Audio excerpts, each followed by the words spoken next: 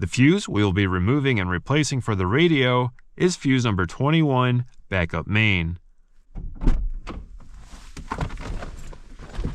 What's going on, everyone? Honda Fit for Adventure here, and today I'm going to show you where to locate and how to replace the fuse to your 3rd generation Honda Fit radio. To get started, let's head on over to the engine bay.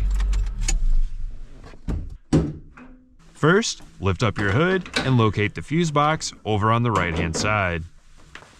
Next, take off the cover of the fuse box by pushing in on the 2 tabs on the left hand side while lifting upward. With the cover partially up, go ahead and push in the tab over on the right hand side to fully remove the cover. Underneath the cover, you'll see a white fuse removal tool as well as the diagram laying out the fuse locations. The fuse we will be removing and replacing for the radio is fuse number 21, backup main.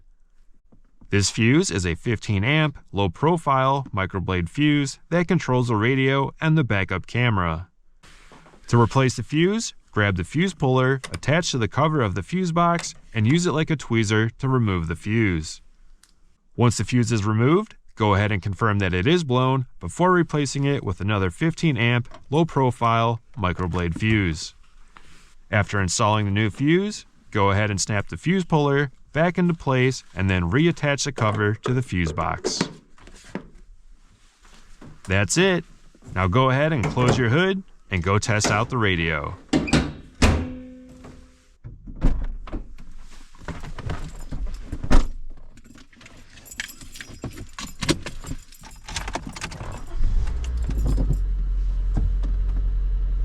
Until next time, stay tuned and stay fit.